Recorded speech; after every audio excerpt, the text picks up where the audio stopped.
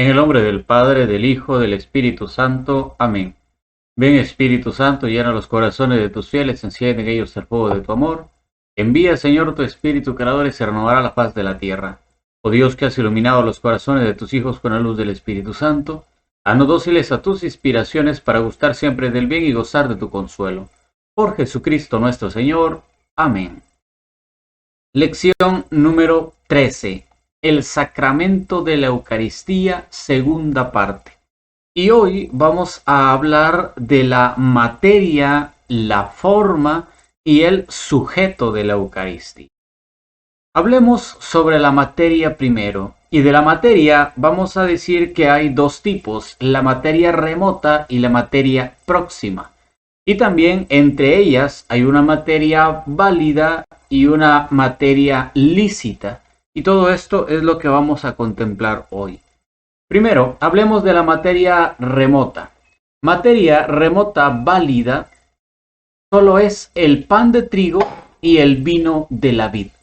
Pues por la institución de este sacramento, consta que Cristo en la última cena primeramente consagró el pan, pues solo el pan de trigo, tanto en el uso común de los hebreos como en el uso de otros pueblos, simplemente se llama pan. Después, en la misma cena, consagró el vino, pero solo el vino de la vid se dice propia y simplemente vino. Por lo cual, el concilio de Florentino enseña explícitamente que la materia de este sacramento es el pan de trigo y el vino de la vid. Y eso debe de ser la materia remota válida. El pan de trigo. El pan de trigo, como nosotros lo conocemos, según el uso de la gente, el pan. Y el vino que viene de la uva, el vino de la vid. No otro vino que se puede llamar vino y otro pan que se puede llamar pan, porque hoy en estos nuevos tiempos se pueden inventar cualquier cosa y llamarlo pan, y parece pan y sabe a pan, pero no es de harina de trigo.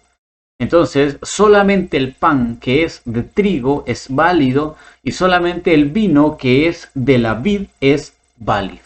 Por eso, hablemos sobre el pan de trigo. Para confeccionar válidamente el sacramento de la Eucaristía se requiere pan confeccionado únicamente con harina de trigo y agua natural y cocido al fuego. Pues pan es el alimento confeccionado solamente con harina y agua y cocido al fuego.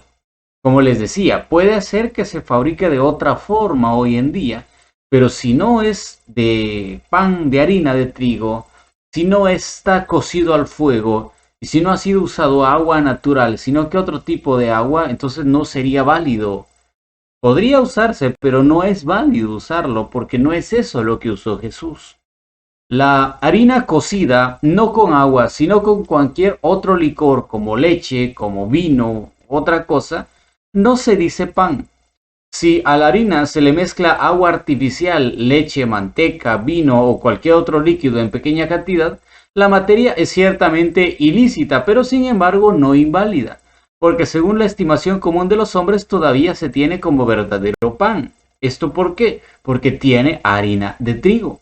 Del mismo modo se debe pensar que si a la harina de trigo se le mezcla una pequeñez de otra harina de distinta especie, como cebada o harina de habas, todas estas clases de harina, si se mezclasen en mayor cantidad, constituiría una materia ciertamente inválida. Igualmente, el pan que se va a consagrar no se le debe de echar sal, pero si hubiese sido añadida por error, este pan podría usarse en el caso de que faltando otra hostia no conveniese suprimir la celebración. Entonces vemos que el pan de trigo debe de ser minuciosamente elaborado, no puede ser cualquier pan que va a ser consagrado, cualquier hostia. Y digo pan porque la hostia blanquita, la ruedita que comulgamos nosotros aquí en Oriente, en Occidente, es de harina de trigo, de la misma harina se saca. No es pan como lo que venden en la tienda, pero es de la misma harina con la que está hecho el pan, por eso es válido hacerlo. Pero ya que se le mezclen otros tipos de cosas, no es lícito. Puede usarse, pero no es lícito porque no fue la materia que que utilizó Jesús. Ahora, hablemos de la materia lícita. Y vamos a decir que para confeccionar lícitamente la Eucaristía se requiere para los latinos, o sea, para nosotros, que el pan, que el pan sea ácimo. Para los griegos, que esté fermentado. Esto lo dijo el Concilio Florentino en el decreto de la Unión. Además, la hostia que se consagra debe ser reciente, limpia, entera, incorrupta y de forma redonda. Y debe de haber una mayor, que es la que se debe de usar para la consagración, y varias menores, o sea, pequeñas, que es la que se les da a las personas para que vayan a comulgar.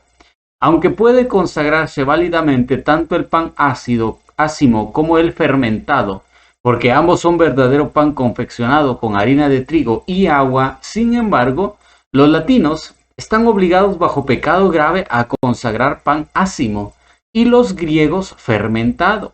Y de este precepto no excusa ni siquiera la necesidad de un viático para un moribundo, sino solamente la necesidad de completar el sacrificio. Además, como las hostias son delgadas, se corrompen fácilmente, sobre todo si se guardan en un lugar húmedo o si este es tiempo de invierno o hay lluvia o el lugar donde se guardó es bastante húmedo porque está en un lugar bastante escondido. Hay amenaza de que se pueda mojar con una tempestad o una tormenta o algo así. Entonces, debe procurarse que las hostias sean más recientes, que se consuman estas que están próximas porque están en un lugar húmedo y que se cambien constantemente por nuevas. Por eso debe procurarse a los rectores de las iglesias que las hostias que deben ser consagradas, si no son muy recientes, al menos hayan sido confeccionadas 2 semanas antes, o a lo sumo un mes antes, pero no más, porque ya pasado el tiempo, como les decimos, ya se empiezan a humedecer, algunas ya se pueden empezar a corromper y esas ya no se pueden utilizar para la Sagrada Eucaristía.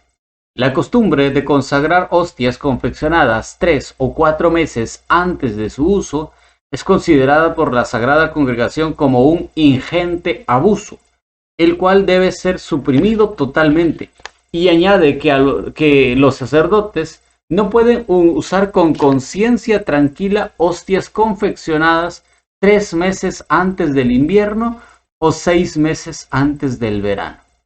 Pero para evitar el peligro de irreverencia que se lleva a cabo por usar hostias muy antiguas, las hostias deben ser confeccionadas alrededor de 2 semanas antes o a lo sumo de un mes. Si el lugar y el tiempo no son húmedos, porque entre la confección de las hostias y la consumación no debe de imponerse a lo más 4 semanas, normalmente a lo sumo 6 semanas. Algunas veces cuando ustedes comulgan, la hostia está como durita, bien dura, porque está nueva, está recién traída, está recién hecha. Pero otras veces se comulga una hostia que ya está un poquito aguada, a veces hasta chiclosa. Esto es porque ya lleva tiempo de estar ahí guardada y ya se está corrompiendo. Y ese tipo de hostias no se debe de usar, ya debe de usarse una hostia más moderna, más reciente. Por eso no se trata de que los párrocos o los consejos o las guardias, que en algunos lugares las adoradoras del Santísimo son las que compran las hostias, no se debería comprar el montón para ir almacenando porque pues ya no tengo tiempo, no. Poquito, porque es para consumir luego y que estén pendientes de comprar seguido para que siempre sean hostias frescas, hostias recientes, hostias recién consagradas, recién hechas, recién elaboradas, para que cuando el sacerdote las consagre puedan estar bien y no se siente ese chicloso, eso húmedo. Algunas veces ya hasta tiene un olor un poquito extraño porque están guardadas desde hace mucho tiempo y no deberían de usarse para consagrar ese tipo de hostias que ya llevan bastante tiempo guardadas. La figura de las hostias consagradas en la iglesia latina debe de ser redonda y en la iglesia griega debe de ser cuadrada. Faltando la hostia mayor, se permite aún solo por motivo de devoción celebrar con la hostia pequeña, no solo privadamente, sino también públicamente, excluido el escándalo por medio de un oportuno aviso al pueblo, ya que no hay obligación grave de consagrar una hostia mayor. O sea, resulta que por equivocación no se compró hostia grande o no se dieron cuenta que ya no había y ya están en medio de la misa y solamente hay hostias pequeñas, pues bueno, puede consagrarse una hostia pequeña. Pero hay que avisarle a la gente que como no hay hostia grande, se va a usar una hostia pequeña. Porque algunos se van a preguntar, ¿y por qué una tan chiquita la hostia? ¿No? ¿Por qué no se ve? Normalmente son grandes. Pero no hay obligación de consagrar una hostia grande. Puede consagrarse una hostia pequeña, que sea la que toda la gente vea. En cuanto a las hostias pequeñas, en lo que se refiere a la comunión de los fieles seglares, hay que procurar que no sean ni demasiado delgadas ni demasiado pequeñas. Porque si las hostias fuesen demasiado pequeñas o demasiado delgadas, existe el peligro de que se deshagan entre los dedos del sacerdote distribuyente o que los comulgantes sean privados de la comunión porque en el trayecto de la mano del sacerdote pueden disolverse totalmente. Algunas hostias entonces no deben de procurar que sea a lo menos de 3 centímetros de ancho, o sea, lo suficientemente grandecitas como para poder distribuirlas con facilidad. A veces hay hostias que son pequeñas y es difícil porque cuesta agarrarla con los dedos y más llevarla a la boca del penitente sin tocarle los labios es un poco complicado. Pero ya una hostia de 3 centímetros es suficientemente porque agarra 1 centímetro y los otros 2 pues ya quedan disponibles para que entren a la boca del que va a comulgar. Hablemos del vino de la vid. Para consagrar válidamente solo y siempre se puede emplear vino de vid, que no esté corrompido sustancialmente, entendiéndose por vino el licor de la vid exprimidas las uvas ya estando maduras. Por lo tanto, son materia inválida todos los licores que por su naturaleza no son vino, como la cerveza, el jugo exprimido de frutas, las manzanas, las peras, etc. También el jugo exprimido de uvas inmaduras o agrias que todavía no tienen naturaleza de vino.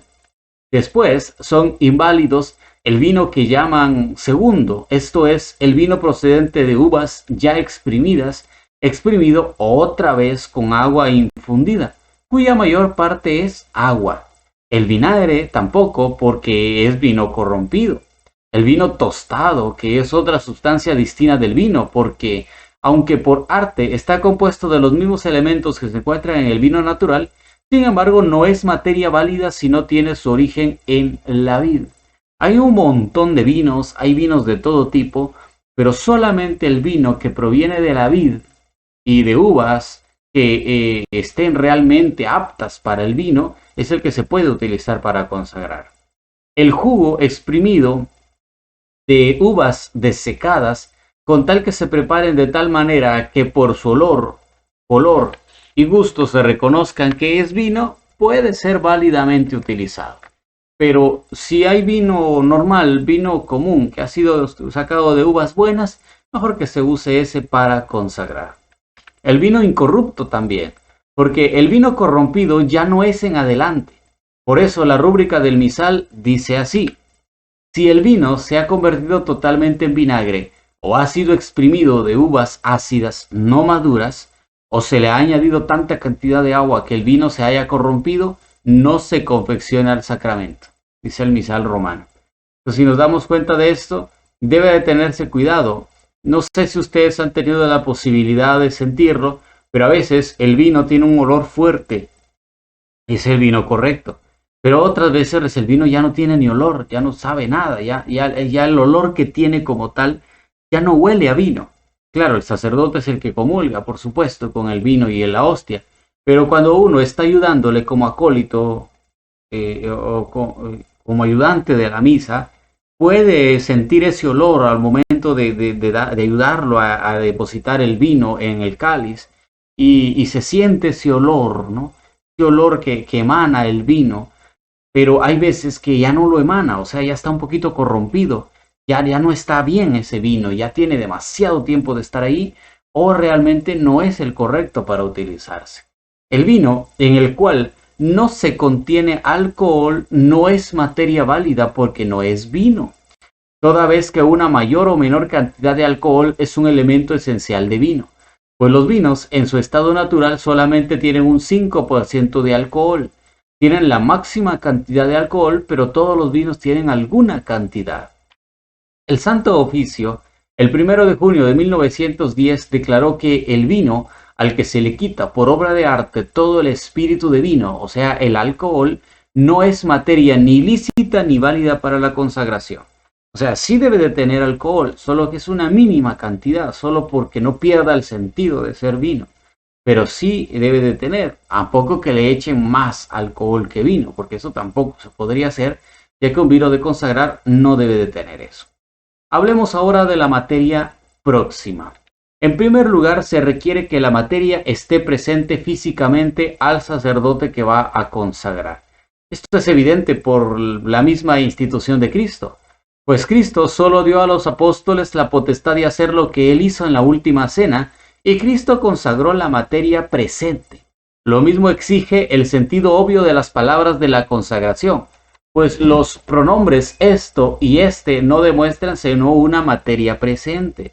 Para tener esta presencia física, se requiere ciertamente que la materia de algún modo esté delante del sacerdote, y que no diste mucho. Sin embargo, no se requiere que sea percibida en algún sentido por los ojos del sacerdote, sino que es suficiente que la materia, a juicio prudente de los hombres, es decir, por los pronombres esto y este, suficientemente se puedan señalar. De aquí que se consagran válidamente todas las hostias que se encuentran acumuladas en el copón, aunque las inferiores no puedan ser vistas. También, en cuanto a la presencia se refiere, las hostias que están en un copón cerrado o cubierto con una palia, el vino que esté en un cáliz no descubierto, es más, también el vino puesto en un vaso, el pan encerrado en un canastillo, todo esto es válidamente consagrado, porque está suficientemente presente delante del sacerdote, y el sacerdote está consciente de que al pronunciar las palabras este o esto, está consagrando todo lo que está ahí, aunque no lo vea, aunque esté oculto debajo de la palia, debajo del cesto, o esté tapado con una tapadera del copón, está consagrándolo todo. Por el uso común, tiene esta posibilidad de que el que contiene y el contenido se pueda demostrar a la manera de una misma cosa, con el pronombre esto. Así como en el caso de las monedas guardadas en el bolsillo o en la bolsa decimos esto es oro o esto es dinero, y el licor encerrado en un jarra afirmamos que es vino. Y estas cosas son ciertas verdaderamente, por cuyo motivo no debe ser repetida la consagración si por ejemplo el copón permaneciese cerrado por olvido durante la consagración, porque aunque estaba cerrado y no se veían las hostias, son válidamente consagradas. Después, se requiere que la materia destinada a ser consagrada esté determinada en un individuo, en una unidad concreta, por la intención, al menos habitual, del consagrante.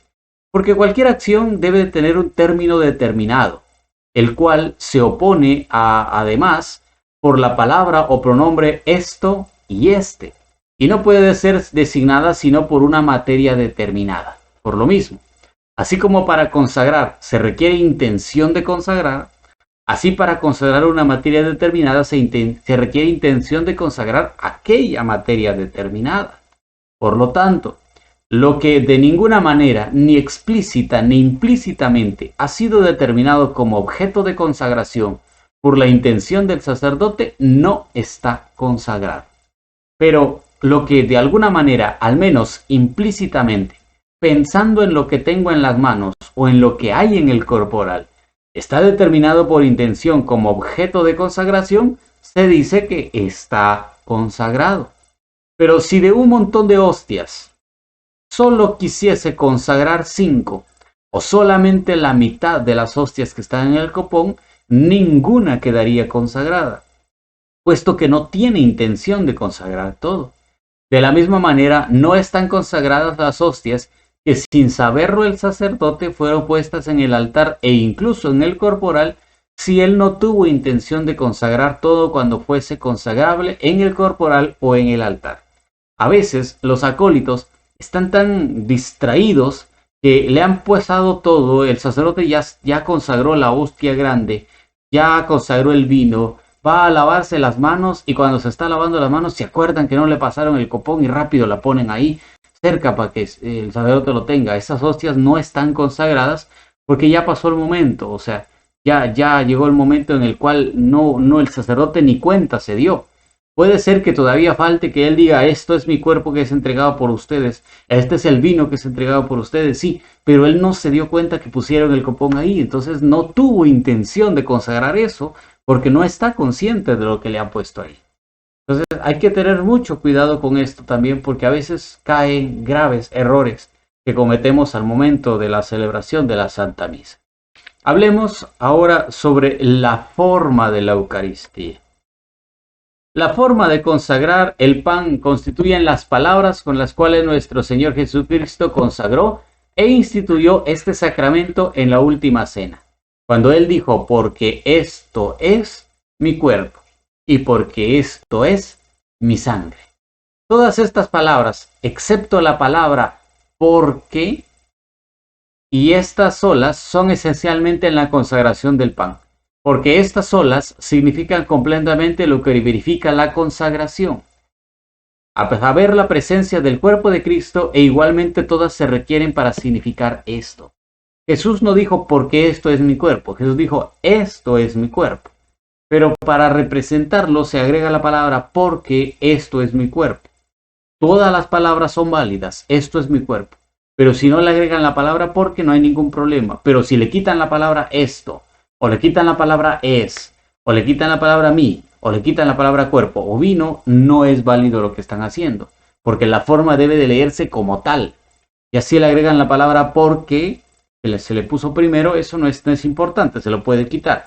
Pero si le agregan lo demás, le quitan lo demás, entonces ya no vale la consagración. Por eso cuando ustedes escuchan a los sacerdotes dicen, porque Jesús, la noche en que iba a estar entregado, tomó pan. Y diciendo, esto es mi cuerpo. Le quitaron el porque, pero se lo agregaron antes, al comenzar. Entonces, no se dan cuenta, no es tan necesario que vaya. Pero las palabras, esto es mi cuerpo, o esto es mi sangre, eso sí es obligatorio, sí o sí, porque es la forma de la consagración. Si alguien, pues, o bien omitiese una de estas palabras, o cambiase sustancialmente las palabras, no consagra válidamente.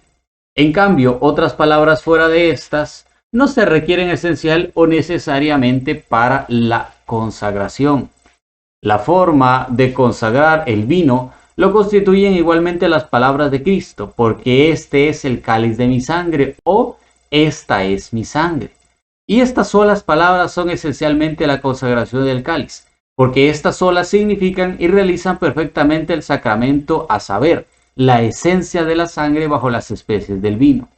De aquí se sigue que las palabras que vienen después del Nuevo y Eterno Testamento, misterio de fe que se derrama por nosotros y por muchos para la remisión de los pecados, no son esencia de la consagración y realmente en otras liturgias, sobre todo orientales, falta la mayor parte o todas, ni son referidas por San Pablo, que sin lugar a dudas redactó bien la fórmula, pero deben ser añadidas necesariamente por precepto de la Iglesia, de forma que la omisión voluntaria de dichas palabras o la mutación o cambio notable sea pecado grave. O sea, no son necesarias porque Jesús no dijo eso, pero sí debemos de agregarla por precepto porque la Iglesia así lo manda y porque así hay que decirlo. Las palabras de la consagración deben ser proferidas así, recitativamente, o sea, materialmente, esto es, narrando históricamente lo que Cristo el Señor hizo y dijo, pues del contexto del canon constan que el sacerdote recita aquellas palabras como pronunciadas por otro, es decir, por el mismo Cristo. No es solo leyendo, y no es solo repitiendo lo que está en el misal, no, sino narrándolo como Jesús mismo lo dijo, significativamente, o sea, formalmente, esto es, de manera que el sacerdote mismo afirme que esto es el cuerpo de Cristo, porque si profiriese solo materialmente las palabras para su verdad, no se requeriría la presencia del cuerpo y la sangre de Cristo. ¿Esto qué significa? que él crea y diga: esto, hermanos, esto es el cuerpo de Cristo, esto es la sangre de Cristo, no es agua ya, no es pan ya, es Cristo completamente. Eso sin que signifique, sea formal lo que está haciendo. Y prácticamente, no solo especulativamente, esto es con la intención de hacer por las palabras de la consagración, que ahí realmente esté el cuerpo y la sangre de Cristo. O sea, que no solo repita por costumbre porque ya lleva años celebrando la misa, no, sino que realmente él crea que ahí está el cuerpo y la sangre de Cristo. Por lo demás, no es necesario que el celebrante pretenda expresar todos estos sentidos, como igualmente no es necesario que intente determinadamente consagrar o por las solas palabras esenciales o por todas las palabras de la fórmula consecratorio, sino que es suficientemente que se conforme a la mente de la iglesia. O sea, el sacerdote debe de estar atento a lo que la iglesia manda, a lo que la iglesia dice, y debe de cumplir cabalmente con todo lo que la iglesia ordena para que la consagración sea completamente válida. Hablemos ahora del último punto, del sujeto de la Eucaristía. Para que alguien sea sujeto capaz, se requiere sacramentalmente que tenga algunas condiciones. Primero, que esté bautizado. Y segundo, según la sentencia más habitual, que tenga la intención, al menos habitual, de recibir a Cristo como huésped. Por lo tanto, son incapaces por derecho divino los hombres no bautizados, aunque por la fe y la caridad estén en estado de gracia. O lo más pueden tener algún fruto ex opere operantis, pero no ex opere operator, pues falta el carácter bautismal que solo les imprime el sacramento del bautismo. Los dudosamente bautizados tienen también solo fruto dudoso sacramental, pero debe procurarse que desaparezca ese óbice o la duda. Por derecho eclesiástico quédanseles prohibido, aunque sean capaces de comulgar, a los niños antes de tener uso de razón, canon 913 del Código de Derecho Canónico. Los que ya recibieron la comunión en el mismo día, a no ser que lleguen a encontrarse en peligro de muerte, canon 913 del Código de Derecho Canónico, o haya necesidad de impedir una irreverencia hacia el sacramento, canon 919 del Código de Derecho Canónico. Los excomulgados, los que están bajo entredicho personal, los manifestantes infames y en general públicamente indignos, a no ser que conste de su enmienda y hubiese sido ya reparado el escándalo, canon 915 del Código de Derecho Canónico. La Sagrada Comunión entonces no debe de ser concedida sino a aquellos que la recibieran sin peligro de irreverencia. Pero como los sacramentos son para los hombres, no es necesario que sea excluido hasta un leve peligro de irreverencia, para que se pueda dar la comunión sobre todo a los enfermos. Los que padecen de tos pueden recibir la Eucaristía, y en la hora de la muerte deben también recibirla, con tal que tengan algo de quietud para que puedan recibir la Sagrada Hostia, pues solamente existe peligro de irreverencia si son atacados por un ímpetu de tos mientras introducen la Sagrada Hostia, pues esta, una vez sumida, en general no tiene peligro especial. Los que sufren de vómito constantemente pueden recibir la Eucaristía, y en caso de muerte deben recibirla si no vomitasen durante un tiempo breve, tiempo que fuese suficientemente para que la especie se corrompiese en el estómago, el cual tiempo no debe ser medido con demasiada ansiedad, sobre todo cuando se trate del viático. Por eso nosotros tenemos que tener cuidado cuando un enfermo tiene este pequeño problema, habiendo duda positiva sobre si el enfermo vomitará la hostia, no se le debe dar. Si no se trata del viático, también se le puede dar una partícula, y aún la hostia entera no consagrada, a fin de hacer un ensayo, a ver si realmente lo vomita o no lo vomita. Pero no por eso, por el hecho de que vomite constantemente, no por ese hecho no se le puede dar. Pero si vomita demasiado, es mejor evitar darle la Eucaristía, aunque ni modo, ya esté en peligro de muerte. Con esto hemos llegado al final de la lección número 13. Si Dios quiere, nos veremos en la lección número 14, tercera parte del sacramento de la Eucaristía. Que Dios los bendiga. Ave María Purísima, sin pecado concebida, en el nombre del Padre, del Hijo, del Espíritu Santo. Amén.